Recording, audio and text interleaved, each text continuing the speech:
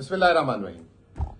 काफी दिन से नागा हो गया, तकरीबन 8 दिन हो गए आपसे बात नहीं हुई। जैसा कि मैंने आप लोग को पहले ही बताया था कि मेरा इरादा बन रहा है इलेक्शन लड़ने का 241 से, और उसके मरहले हैं। पहला मरहला ये था कि नॉमिनेशन फाइल करनी थी, फिर स्क्रूटनी होनी थी, और अगर स्क्रूटनी पास हो जाती है तो पार्टी टिकट देती है, और अगर समझती है कि अहल के मैं हूं और पार्टी के लिए इस जगह से लड़ने के लिए, तो फिर पार्टी की टिकट और फिर आखिरी में इलेक्शन।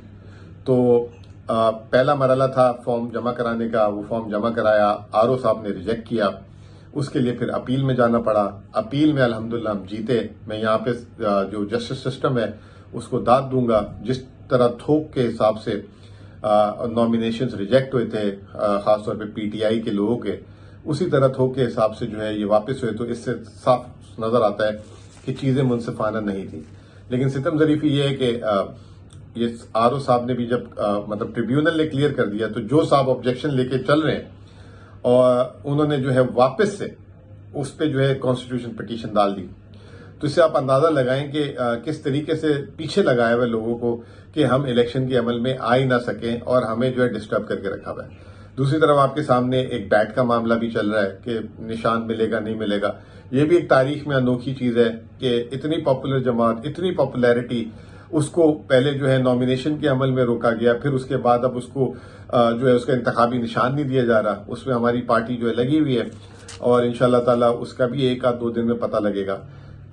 तीसरा आपके सामने है कि इलेक्शन कैंपेन भी नहीं होने दी जा रही, अब तो वर्चुअल कैंपेनिंग भी रोकी जा रही है। बहरहाल ये सारा मामला, जैसे मैंने पहले भी कहा था कि मैं अपने इलेक्शन के मामला को इस चैनल पे नहीं रखूंगा, तो मेरी क्योंकि गैर हाजिरी थी तो मैं ये आप लोगों को सिर्फ बताना चाहता था। वापस आ जाते हैं पाकिस्तान की मईशत पे। पाकिस्तान की मईशत जो है अच्छी खबरें आ रही हैं, लेकिन साथ कुछ ऐसी खबरें भी आ जाती हैं कि जिससे ऐसा लगता है कि ऑल इज नॉट वेल, और वो क्या है वो आपको भी पता होना चाहिए। पहले तो अच्छी खबरों की बात करनी चाहिए। अच्छी खबरों में ये कि हमारा टैक्स कलेक्शन बहुत अच्छा हुआ। अभी हमारे 2 हफ्ते से मुसलसल फॉरेन एक्सचेंज रिजर्व्स बढ़ रहे हैं। $7 अरब की सतह से नीचे चले गए थे, अब वो $8.2 अरब पे पहुंच गए। अच्छा, इसकी ऑफिशियल लेवल पे तस्दीक नहीं हो पा रही कि वो जो है ये रिजर्व्स हमारे बड़े हैं, तो ये पैसे एक्चुअली आए कहां से हैं। ये आईएमएफ के तो अभी आने हैं, वर्ल्ड बैंक से आए हैं। तो अक्सर ऐसा होता है वजारत खजाना या वजीर खजाना खुद जो है बता देता है कि इस हफ्ते रिजर्व अच्छे हैं। मुझे एक चीज डॉक्टर साहिबा की अच्छी लगी है, वो जो है अनलाइक इसहाक डार और मिफ्ता इस्माइल, वो ऐलान नहीं करती या अल्हम्दुलिल्लाह ये वो काम पे फोकस है और वो डिलीवर कर रही है और खामोशी से, और वो फालतू कोई टीवी में आके होप्स भी ऐसी नहीं देती कि ये हो रहा है वो हो रहा है, ये इतने पैसे आ जाएंगे। She is more realistic and she is working hard कि किस तरीके से जो है चीजें जो है पाकिस्तान के आने वाले दिनों के चैलेंजेस को कम से कम किया जाए। तो ये इसका क्रेडिट उनको जाता है। अब $1.25 अरब $1.5 अरब के करीब आया है 2 हफ्तों में। मैंने उनकी कोई ट्वीट नहीं देखी, अल्हम्दुलिल्लाह यहां से पैसे आ गए, मतलब लो प्रोफाइल रखा हुआ है। और इनफैक्ट वो मीटिंग्स भी जो है नीचे के लेवल तक करती हैं, मतलब उन्होंने वो ऐसा कुछ स्ट्रेचर नहीं बनाया। वो अलग बात है, थोड़ा सा सहाफी हजरात को कंप्लेन है कि वो इंटरेक्शन नहीं कर रही। उन्होंने उनका आने मिनिस्ट्री ऑफ फाइनेंस में आने पे पाबंदी लगाई हुई है, और वो नहीं चाहती कि एक्स्ट्रा स्पेकुलेट हो चीजें। सहाफी भी अपनी जगह सही है कि अगर कोई चीज है तो वो टाइम से पहले उसको बताना भी जरूरी है। बहरहाल ये तमाम चीजें चल रही हैं। इस सारों में जो है पाकिस्तान ने टैक्स कलेक्शन जो है दिसंबर के महीने में मार्का सर किया। एक महीने में 1,000 अरब रुपए से ज्यादा के टैक्सेस जमा किए दिसंबर के महीने में, अच्छी खबर है। इसके अलावा एक बुरी खबर यह है कि नवंबर के महीने में 900 अरब रुपए का कर्ज लिया। ये एक बहुत बड़ी गले की हड्डी बनने जा रही है कि इतना सारा कर्ज हम कैसे अदा करेंगे, और 64,000 अरब रुपए के करीब पाकिस्तान का कर्ज बन गया हुआ है। इस साल भी जो है कर्ज कहते हैं कि 10,000 अरब से ऊपर बढ़ जाएगा, क्योंकि खुद गवर्नमेंट अपना तखमीना है कि 8-8.5 अरब खसारा होगा, लेकिन वो 10,000 अरब तक आराम से चले जाएगा, क्योंकि सूद की अदायगी बहुत ज्यादा है। जितना टैक्स जमा हो रहा है उसका 90% सिर्फ सूद की अदायगी में होगा। तो आप अंदाजा लगा लें कि मुल्क पूरा चलाने के लिए कर्ज की जरूरत होगी।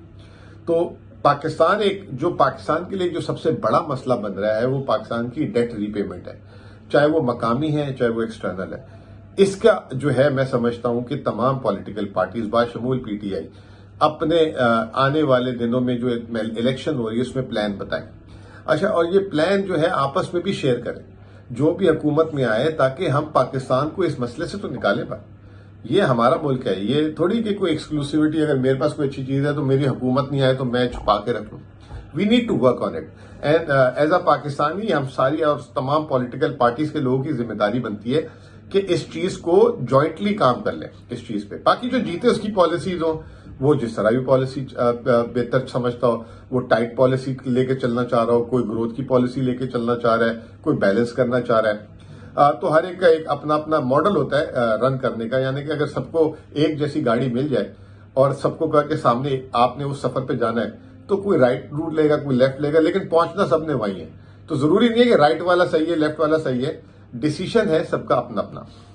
अच्छा, अब बात यह है कि खबरें जो है अवामी पॉइंट ऑफ व्यू से थोड़ी सी अच्छी नहीं है। एक तो महंगाई बहुत ज्यादा, 30% के करीब, 29% फिर महंगाई आ गई।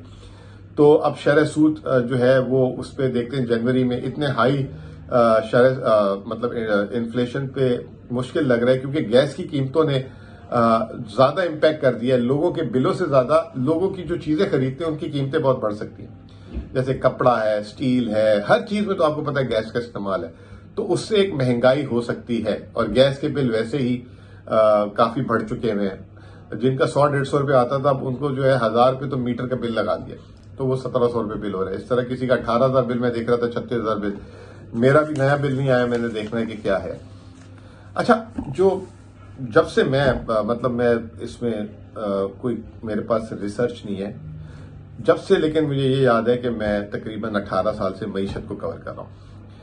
कभी मैंने नहीं देखा कि पाकिस्तान में जो है जब हज आता है तो लोग बेचारे जो है कुरानदाजी में डालते थे, तो कुरानदाजी में अगर 10 लोग डालते थे तो 2 को निकलता था, 3 को निकलता था। जब पीडीएम की हुकूमत आई तो पहली दफा ऐसा हुआ कि जितने लोगों की थी हज की जगह, उससे कम लोगों ने डाला, तो बगैर कुरानदाजी के जो है सबको हज का मौका मिल गया। तो उसकी वजह यह थी कि 12 लाख रुपए का, 11 लाख रुपए का हज था, और पाकिस्तान में जो आमदनी और महंगाई के हालात थे, लोगों के इतनी रकम नहीं थी। तो पिछले साल भी हज कोटा पूरा नहीं इस्तेमाल हुआ था। अब इस साल का हज कोटा वापस हुआ, उसमें हुकूमत जो है 21,000 कोटे की सीटें वापस कर रही है सऊदी गवर्नमेंट को। ये आज की हेडलाइन थी। इससे अंदाजा लगाएं कि हज अब वो चीज है जिसमें मारामारी होती थी, लोगों को 4-4 साल अर्जी डालते थे, फिर जाके निकलता था नंबर। वो जो है अब उसमें जो है लोग इतने नहीं, पूरे ही नहीं हो पा रहे कि वो कोटा इस्तेमाल हो सके। तो ये एक हमारे लिए बड़ी एक इंडिकेटर है कि मुल्क में जो है इस वक्त लोग फंस रहे हैं, लोगों के पास गुंजाइश नहीं है, हालात अच्छे नहीं है। तो ये पहली दफा ऐसा हुआ है पिछले साल और इस साल। फिर अब एक और खबर आ रही है, वो ये आ रही है कि जी यूएई जो है उसका भी $2 अरब का कर्ज जनवरी में वो है रोल ओवर हो रहा है, यानी कि वो अदा करने में $1 अरब जो है 4% पे था, और दूसरा $1 जो शहबाज शरीफ साहब ने लिया था और ये बता दिया था कि अल्हम्दुलिल्लाह हमें जो है $1 अरब यूएई से मिला है, उस पर 6.5% शरह सूद पे वो लोन लिया गया था। अब हमारी जो है केयर टेकर गवर्नमेंट है, उन्होंने खत लिखा है वापस से कि प्लीज इसको 1 साल के लिए और आगे कर लें। अच्छा, यही एक प्रॉब्लम था। ये जो हमारे अब दोस्त ममालिक ये यही कह रहे हैं कि आप जो कर्ज लेते हैं वो अदा नहीं कर पा रहे, तो मजीद हम आपसे कैसे कर्ज लें। इसीलिए जो है SIFC की बुनियाद रखी और उन्होंने कहा कि आप कर्ज से बेहतर ये कि कुछ एसेट ट्रेड कर लें, यानी कि आप हमें कोई असासे दे दें, हम उसके बदले पैसे दे दें, तो कम से कम हमें पैसे मांगने तो नहीं पड़ेंगे। तो अब उसके चक्कर में हम देख रहे हैं कि एक हमारा सॉवरेन वेल्थ फंड भी बना है, उसमें अब रिकोडिक की भी कॉन्फ्रेंस शुरू हो गई है। मेरे ख्याल से मिनरल्स कॉन्फ्रेंस है सऊदी अरब में, जिसमें हमारे वजीर तवानाई, चंद ब्यूरोक्रेट SIFC के लोग हैं।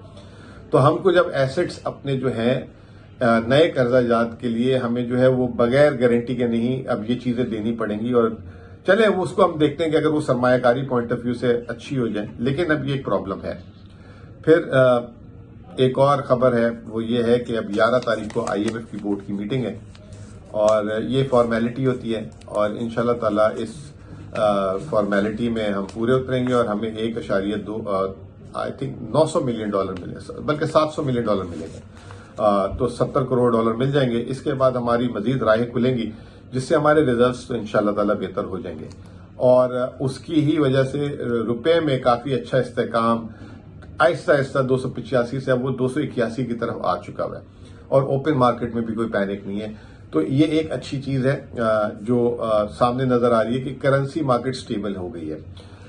अब वो जो है मैं इसकी क्लोजिंग ऐसे करूंगा कि बीच में जो है 3-4 दिन पहले आपसे शायद मेरा ट्विटर पे भी पैगाम देखा हो, मीडिया ने चला दिया था कि तहरीक इंसाफ ने कहा है कि हम जो है इसकी सपोर्ट हटा लेंगे IMF की।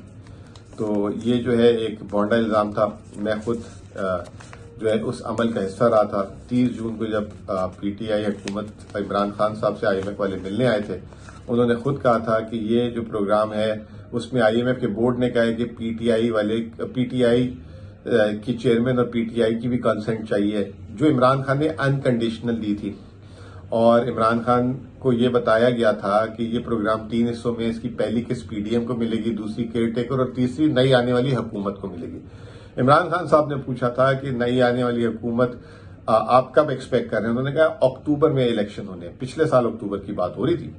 इमरान खान साहब ने उस वक्त कह दिया था कि आपको क्या गारंटी है कि इलेक्शन होंगे अक्टूबर में कि नहीं होंगे। बहरहाल IMF का प्रोग्राम जो है, कोई ऑपोजिशन की पार्टी बैठ के ये नहीं कह सकती मैंने सपोर्ट हटा दी तो खत्म हो गया। एक दफा IMF का प्रोग्राम चालू हो जाए तो सिर्फ वो खत्म उस वक्त हो सकता है जब वो हुकूमत वक्त उसका ऐलान कर दे कि हम नहीं करना चाह रहे। तो ये जो मीडिया में एक मनगढ़ंत सी स्टोरी बनाई थी, उसको भी क्लियर कर दिया था PTI की लीडरशिप ने, और मैंने भी एक छोटा सा वीडियो मैसेज दिया था। तो अल्हम्दुलिल्लाह वो भी अब दम तोड़ गई। 11 तारीख को मीटिंग आ रही है और पाकिस्तान को जो है किस्त मिल जाएगी इंशाल्लाह ताला। चीजें हालात अच्छे रहेंगे। 8 फरवरी का इलेक्शन है और अगर इलेक्शन अच्छा हो जाता है और उसमें शिकायतें जो हैं सबकी कम हो जाती हैं तो पाकिस्तान जो है 2024 इंशाल्लाह ताला, जो 2022 से पाकिस्तान जिस भंवर में फंसा हुआ है उससे निकल जाएगा। मुझे पूरी उम्मीद है इंशाल्लाह ताला। बहुत बहुत शुक्रिया।